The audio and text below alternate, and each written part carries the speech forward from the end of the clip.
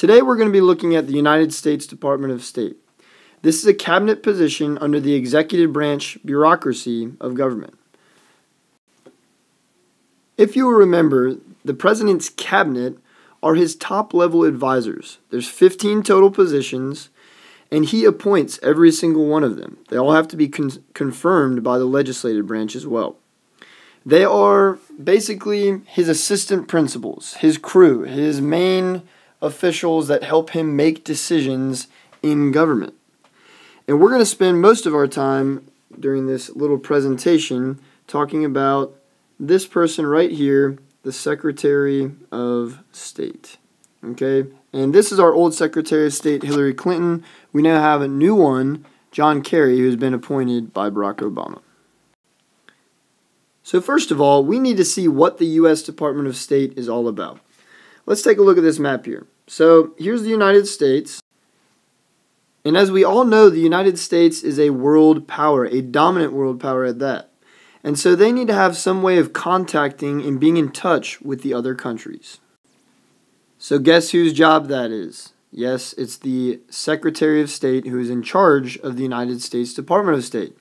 He is the one who hires all the diplomats who go around the world, and himself included, go around the world and talk and negotiate and form treaties with other nations.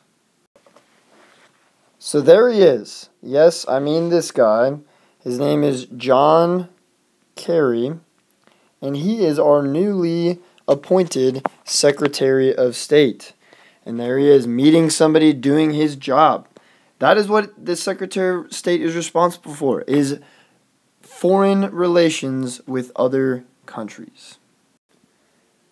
When we're referring to diplomacy with other nations, we're specifically referring to what we call foreign policy. Foreign policy is essentially our governmental regulations and actions towards other countries. Of course, foreign policy is not generally meant to be in the best interest of the other countries. In fact, it's just the opposite. We have foreign policy with sort of an inward lens. We're doing it for the benefit of ourselves. If North Korea has nuclear weapons, and if Afghanistan is harboring terrorists, then that's something we kind of need to know about. And that's the job of our Secretary of State. So essentially the idea is, instead of sending all this stuff out to war, let's do something first. Let's shake some hands. Let's have diplomacy.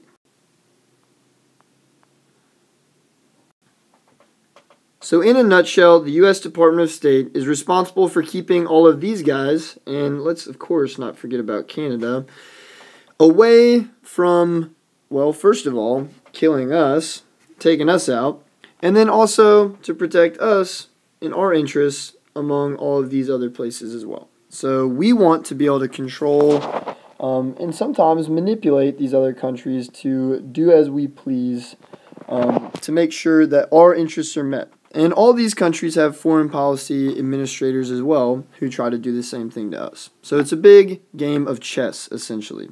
And the U.S. Department of State is responsible for all of that.